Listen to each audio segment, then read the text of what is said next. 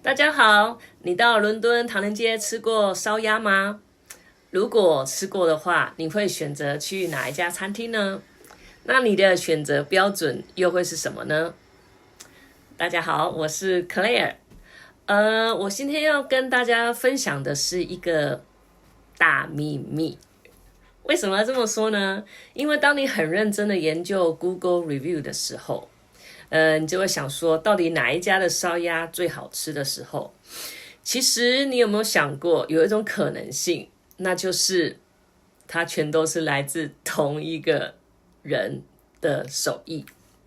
因为呢，这个人呢是唐人街背后的一个秘密。好了，今天我要跟大家讲的是一个很特别的一个人哦。那我们今天要尊称他为唐人街的鸭王。为什么要叫他鸭王呢？因为他从来不告诉任何人他的真实姓名哦，所以我在这里也只能给他取一个外号，叫做鸭王。那很多年前呢，鸭王来到伦敦，没有什么传奇的企业家的开场啊，因为他就曾经没有融资对，也没有商业计划，也没有商业计划书哦。更没有所谓的 LinkedIn 上面的写的就是说，我是一个非常具有潜力的一个烧鸭师傅，对吧？那他以前就是一个在港式餐厅工作的一个小伙伴。那当年呢，在香港呢只学会一门的手艺，那就是烧鸭，因为他是个学徒嘛。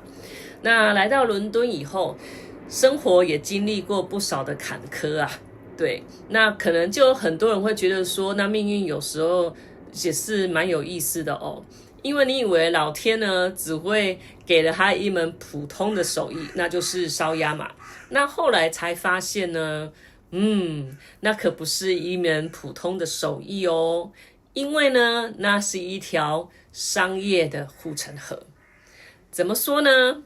据我听到的唐人街餐饮业的圈的一个故事，平常他一天的量基本上是这样，你会觉得很吓人。他一天要供应400只鸭，那旺季的时候呢，甚至有时候会接近1200只烧鸭，一天他要烧的哦。那你可能会想说，哪一间餐厅可以卖这么多只烧鸭呢？那答案是他的手艺撑起了整个唐人街的所有餐厅的烧鸭的供应。那当然不是他一个人，就像千手观音一样哦，就是左边抓只鸭，然后右边抓一只鸭，然后嘴巴里面还含2只鸭不是的，他呢基本上是有培养他的学徒跟接班人的哦。那我觉得他真正很厉害的是呢，他的手艺，他的味道是被人所熟悉的。那他这个味道就围绕着他整个技术来撑起整个唐人街哦。那鸭子烧好了之后呢，它是在同一个炉子里面烧好之后，然后送到不同的餐厅。所以你看到的是什么呢？餐厅呢 A， 餐厅 B， 餐厅 C， 餐厅 D。都有供应明炉烧鸭，那你可能会觉得说，可能A 很好吃，B 很好吃，C 或更好吃哦，因为每一家的装潢不同，菜单也不同，服务也不同，当然价位也会有所不同，对吧？但是后面那只鸭呱呱来自同一个供应系统，你会觉得说，哇，我今天才会知道说，原来是这么厉害的地方哦，因为你可能都没有想过哦，也没有人告诉过你。但是你想想，假设每一只鸭拿到烧鸭的批发成本基本是相同的，那为什么到了消费者面前呢？这一家可以卖30磅，那一家可以卖40磅，那C 呢可能会卖到了将近50磅，那就是越贵嘛。因为20年前一只鸭可能就只要10磅钱，现在基本上都是30磅起跳了。那因为成本不等于，我现在告诉你是成本不等于售价，也不等于价值。这个是很多刚开始创业的人最容易搞错的事情哦，尤其是我现在要中年要重新创业的路上，很重要的一个思维模式，我必须要再把它拿回来。因为很多人会陷入价格战，当时在创业的时候就想说，我的成本有多少啦？那别人卖多少啦？那导致于我现在应该卖多少钱，我才能把这个成本拿回来哦？那其实这个是很危险的，因为成本它就是个成本。那当初价格最终取决于消费者在哪里吃，那为什么来这里吃，相信了什么，以及他感受到多少价值哦，在吃这只鸭的时候。而同时的同样的烧鸭呢，放在普通的餐厅，它是一道菜，对吧？那放到这一家餐厅呢，也许他经营了几十年了，那他的 Google review 非常的好，有上千多个人，口耳相传之下，那当然这只鸭它进入到了一个价值的循环系统里面，懂意思吗？那鸭子呢，本身烧鸭他也没有读 MBA 哦，那卖烧鸭这个人也没有念 MBA， 那改变的是什么呢？改变的是吃这只鸭的这个氛围哦，因为即使这只鸭来自同一个师傅的手艺，你可能仍然会觉得说，这个感觉吃起来它就是不一样啊，对不对？那为什么会不一样呢？因为一顿饭从来不是只有食物，对吧？那你会想到说这个餐厅怎么切啊，怎么摆啦，跟什么人一起来吃啊，然后它又配了什么酱，那你搭配的菜又是怎么样，饭又怎么样，温度又怎么样，服务又怎么样，对吧？这绝对不会说取决一只鸭它到底说就单纯只吃一只鸭，你到餐厅可能跟很多朋友一起吃，对吧？那你排了很久之后你才吃到这只鸭的话，你就觉得说啊，这只鸭就特别的珍贵哦。那这样同样就会影响到你吃这只鸭的一个感觉，对吧？即使这个产品是一样的，但是顾客的消费的这个经验，这个过程是不一样的。那这个对中年创业的我就会特别的重要，因为我也经常会觉得说可能别人也有这个产品啊，那别人也教这门技术哦，那别人也提供了这样的服务，那留给我这个45岁加的姐姐们有什么样的机会呢？对吧？可是我又想到了唐人街每一家都有烧鸭啊，但是没有两家生意餐厅是同样的生意的，总是会有高有低的嘛。那我就会告诉自己说，那为什么唐人街的大佬都没有想过有一个人会用重金把鸭王就是垄断下来，然后一家独香呢？那这时候我就开始有说反思了。那依照传统竞争的思维，如果我找到这么厉害的一个烧鸭师傅，那我应该怎么把这个利益最大化？我是要把它藏起来呢，然后还就是说我自己家里吃的饭特别的香齁，然后绝对不要让人家知道说我有这个技术，然后烧鸭师傅的鸭只能提供给我，我要做独家，我要垄断这个所谓的唐人街的烧鸭市场。可是呢，在唐人街这么多年做餐厅的老板懂得一件更大的事情哦。你想看，如果这只烧鸭真的好吃，为什么不让整个唐人街都有好吃的鸭子吃呢？同时降低成本，而且品质稳定。因为消费者不是为了研究供应链怎么让从这只生鸭变成一只烧鸭的，因为他来到唐人街想要的是什么？他们想要吃一顿好吃的中国菜。如果今天游客走到了第一家，然后他就会说这一只烧鸭难吃，然后走到第二家，有人说这只更难吃。那如果第三次来，有人就说这家的鸭真的好难吃，我的天啊，唐人街怎么饭这么难吃？他绝对不会说呢这三家餐厅的管理能力需要改善哦，因为这个食物的味道就能知道大家来唐人街的意义是什么？人家就是要来指好吃的嘛。如果他只要风评出就说唐人街的东西很难吃，那是不是整个唐人街就都垮了？所以唐人街保护的呢，不是一家餐厅，它保护的一个更大的东西就是 Chinatown 这个目的地的品牌的维护，懂了吗？那你来到伦敦，你想吃一个中国菜，要去哪里呢？那就是去中国城嘛 ，Chinatown。那外国人呢，也是呢，要去吃什么？去吃 Chinatown。那这个竞争，这个竞合就变成非常的有意思了。那餐厅之间当然是会有竞争，但是他们同时呢，也是需要彼此都能成功，那一起维护 Chinatown 这一个品牌哦。因为只有整个地方值得来，那每一家店才会有人流。这就是商业里面一个非常漂亮的一个概念。这个就是所谓的竞合关系吼，就是竞合就是合作式的竞争。那我们可以竞争客人，然后我们可以竞争用餐的环境，我们可以提供更好的服务。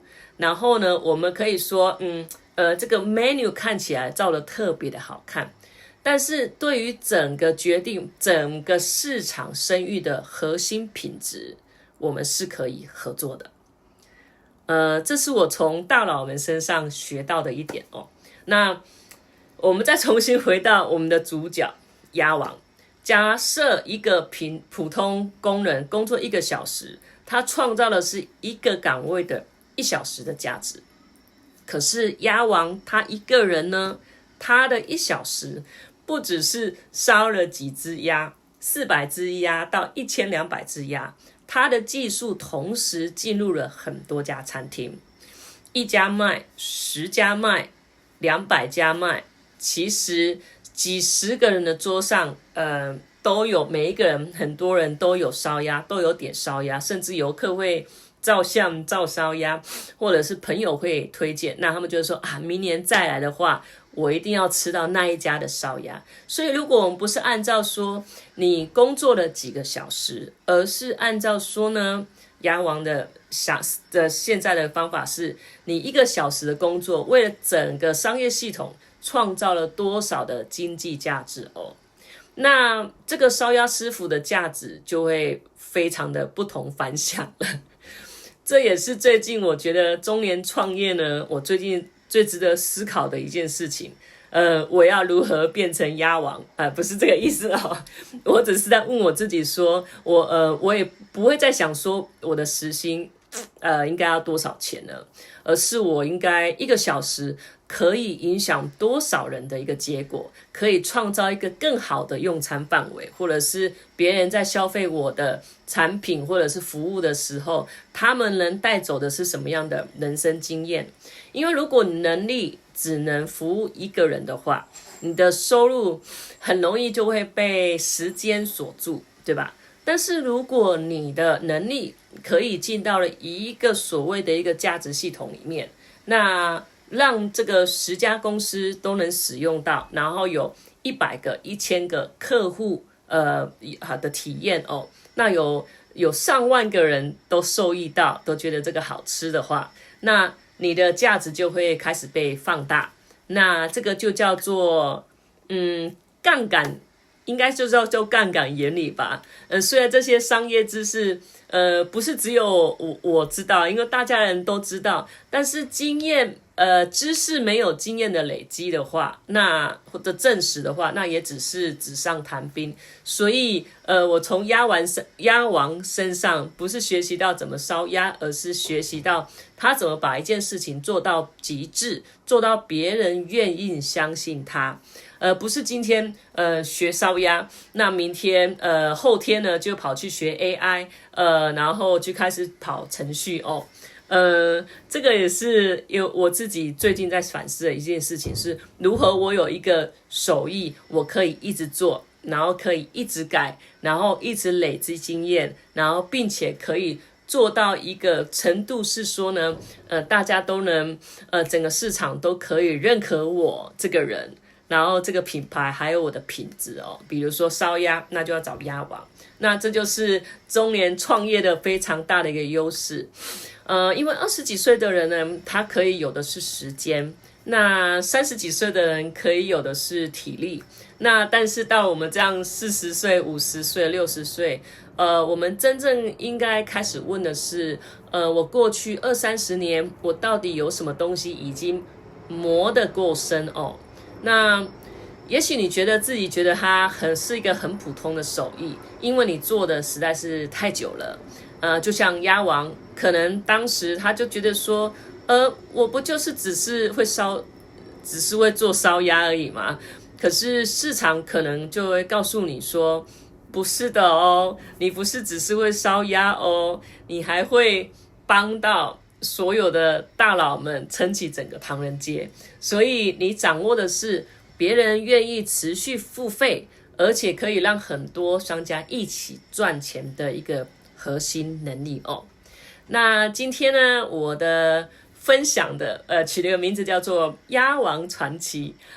所以我想留3个问题给所有正在考虑在人生下半场重新创业的人3个问题哦。第一个，那你的烧鸭是什么？你的核心是什么？你有什么能力已经做到10年、20年，做到自己觉得这也没什么，但是却可能是别人非常需要的呢？那第二个问题是，谁可以卖你的烧鸭哦？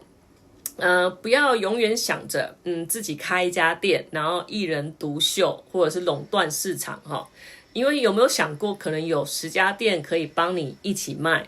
那有没有合作伙伴啊、平台啦、企业啦、渠道啊，可以放大你的能力哦？那第3个呢？你是在跟别人抢一只鸭呢，还是要一起把整个 Chinatown 做大呢？这可能是一个最重要的问题。那因为真正成熟的商业，不一定是我赢你输，你赢我输。